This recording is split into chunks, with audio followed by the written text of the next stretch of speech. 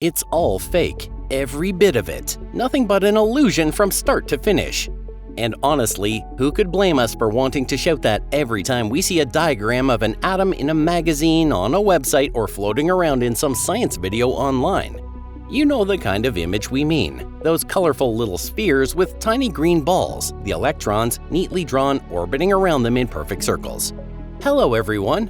Come on now, it's not fake and it's not some kind of deception, it's just a simplified illustration, a calmer and more reasonable person might say in response.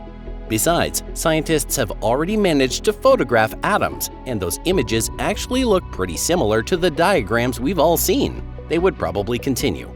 But even that statement is, in the end, still not true. Because not a single human being in all of history has ever directly seen an atom with their own eyes. No matter how powerful the microscope may be, no matter how advanced the equipment becomes, nobody has ever truly seen one. And what's more, there is a deep fundamental reason why doing so is physically impossible in the first place. We simply cannot observe atoms the way we look at an apple, a rock, or any ordinary object sitting right in front of us in everyday life. So then, what exactly are these things we casually call photographs of atoms? Welcome to our channel. Now then, let's dive into this mystery together and uncover the truth step by step.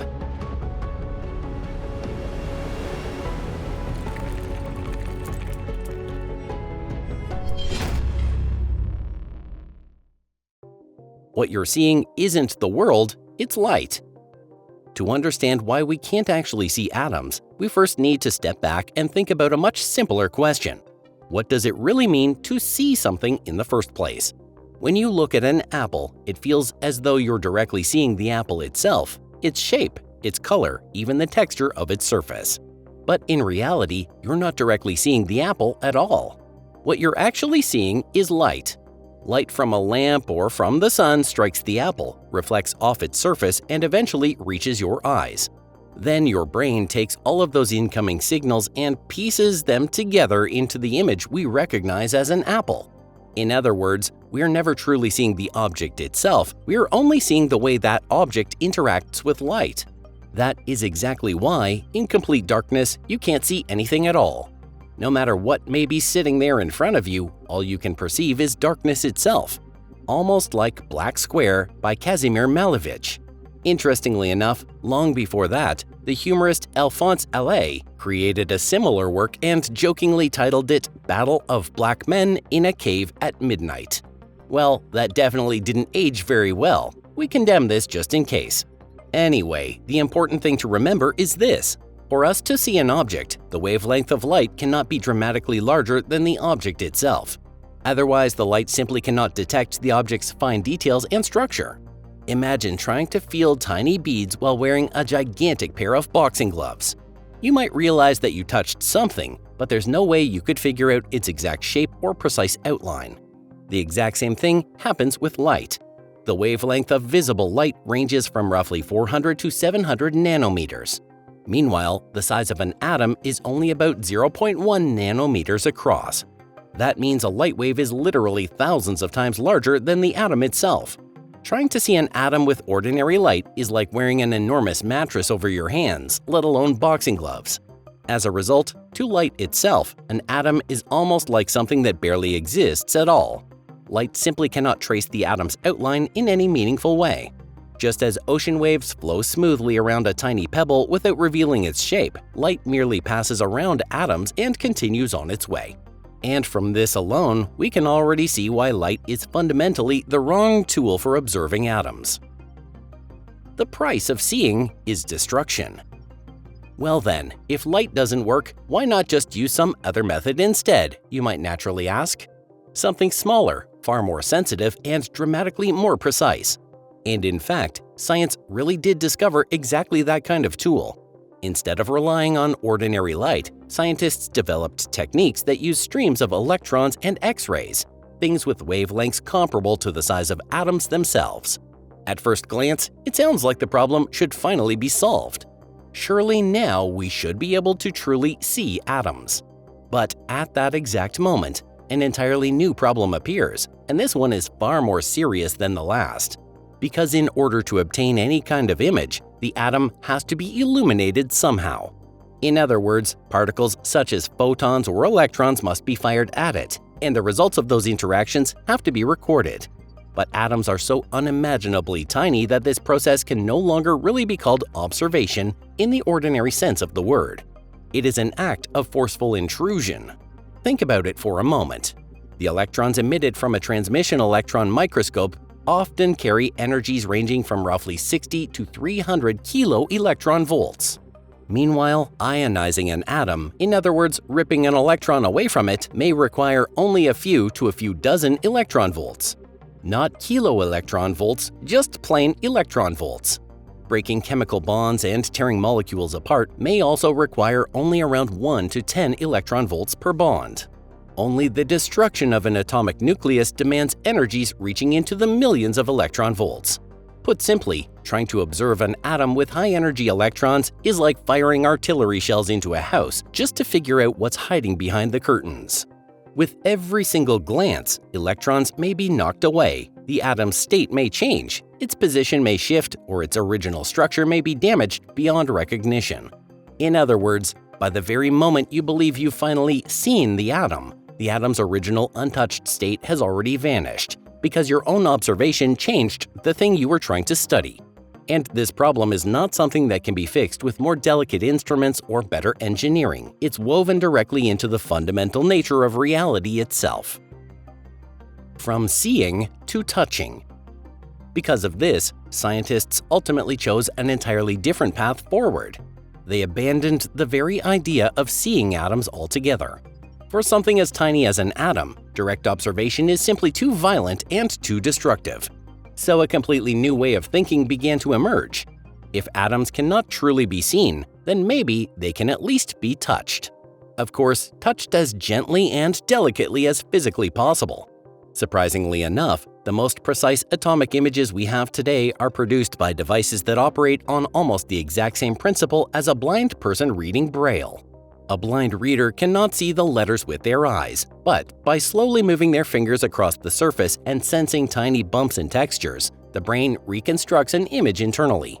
And in the world of atoms, scientists do almost the very same thing. Researchers use extraordinarily thin probes whose tips end in something as small as a single atom. That probe is then brought incredibly close to the surface, at distances comparable to the size of atoms themselves. And this is where quantum physics finally enters the picture. Between the probe and the surface, an extremely thin electric current appears because of a phenomenon known as the tunneling effect. When the probe passes over an atom, the current increases slightly, and when it moves between atoms, the current weakens. The device records these unbelievably small fluctuations while scanning the surface step by step, and then a computer uses all of that data to construct an image. So what appears on the screen is not actually a photograph of an atom. It's a map, a reconstruction, a translation of physical measurements into a visual form the human eye can understand, but by definition, it is not a photograph. In reality, what we are observing is not the atom itself, but the way the atom interacts with an unimaginably fine probe. At the atomic scale, science gradually stops dealing with objects as things that can literally be seen, and instead becomes the study of how those objects behave and interact. Reality painted in color. Now it's time to move on to the next layer of this illusion. Whenever you open a science magazine or watch a documentary video, you'll almost always see atoms portrayed in vivid colors like gold, blue, or bright red. And for some reason, electrons are very often shown in green. Protons tend to be colored red, while neutrons are usually displayed in light blue. Perfectly smooth spheres, beautifully organized structures, almost like tiny model versions of the universe itself. The images look incredibly convincing, sometimes even realistic enough to resemble actual photographs. But if you've been following the discussion carefully up to this point, you've probably already realized that color does not truly exist in the microscopic world the way we imagine it. Color is determined by the way an object reflects specific wavelengths of light. Yet, as we already established earlier, atoms are far too small to interact with visible light in the same way that everyday objects around us do. Atoms do not literally become red or blue. In fact, they do not possess color at all. at least not in the sense that humans normally understand the concept. So then, where do all those beautiful images actually come from? The answer is surprisingly simple. The colors are added afterward. The raw data scientists obtain is essentially nothing more than collections of numbers, maps of signal intensity, variations in electric current, distributions of density, things like that. And in order to make those mountains of numerical data easier for human beings to interpret, computers are given simple instructions like display strong signals as brighter regions and weaker signals as darker ones. In some cases, entirely different colors are assigned to make tiny details clearer or to help distinguish between different kinds of atoms. So the colors are not actual properties of the atoms themselves. They are simply visual tools designed to help us understand something that would otherwise remain invisible. To their credit, scientists are quite honest about this, which is why they refer to the technique as false color or a pseudo-color. Of course, this also creates a kind of side effect. We gradually begin to believe that atoms truly exist as those tiny, colorful spheres, when in reality, once again, we're not looking at reality itself, but at a human-friendly visual interpretation of it. Then again, most of us probably don't see that as a serious problem. What about you? The final illusion. And now, at last, we arrive at the most important point of all. Even if we strip away all the colors and forget every beautiful visualization ever created, most of us still cling to one deeply rooted assumption: that atoms are tiny, solid spheres with sharp and clearly defined boundaries.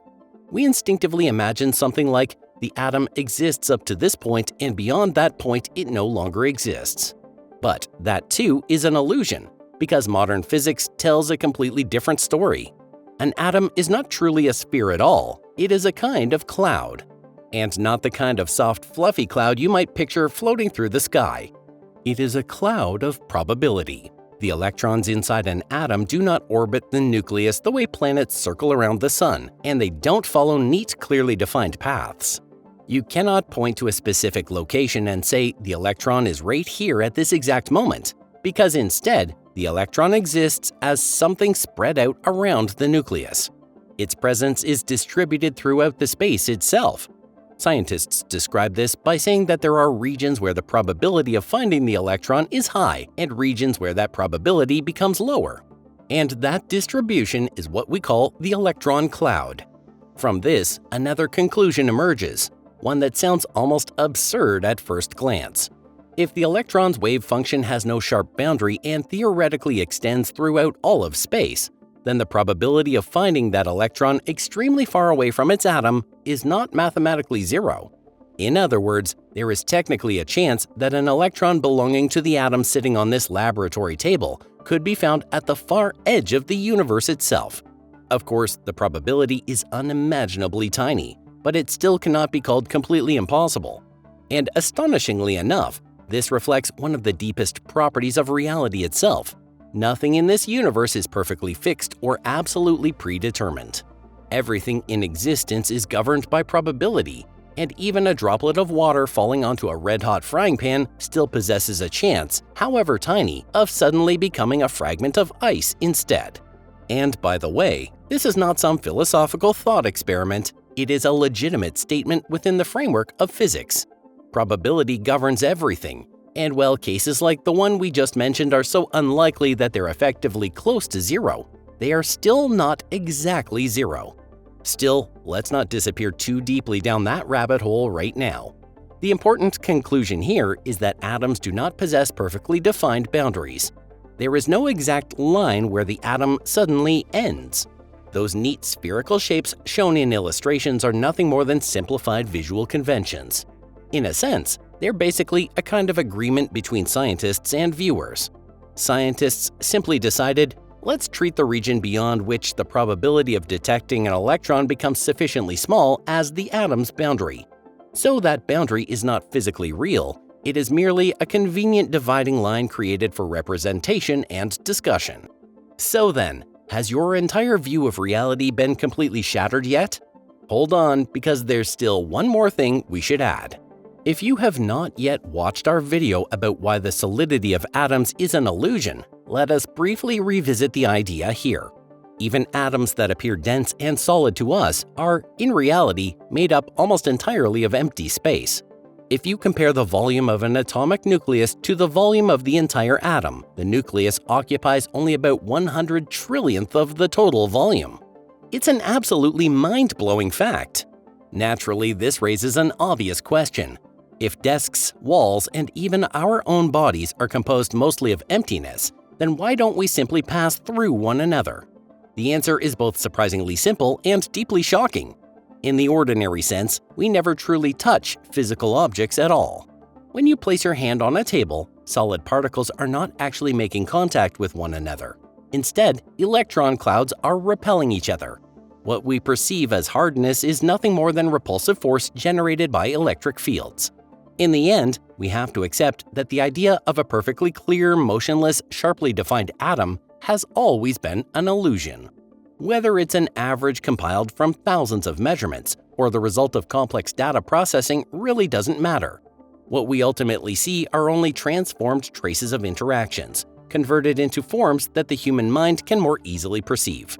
And in truth, this idea does not apply only to atoms. At the most fundamental level, this universe is not a collection of objects, but a collection of processes. But that is a subject we'll explore more deeply in future videos. If you enjoyed this video, be sure to leave a like and share it with your friends. Thank you very much for watching. And until next time, take care and goodbye.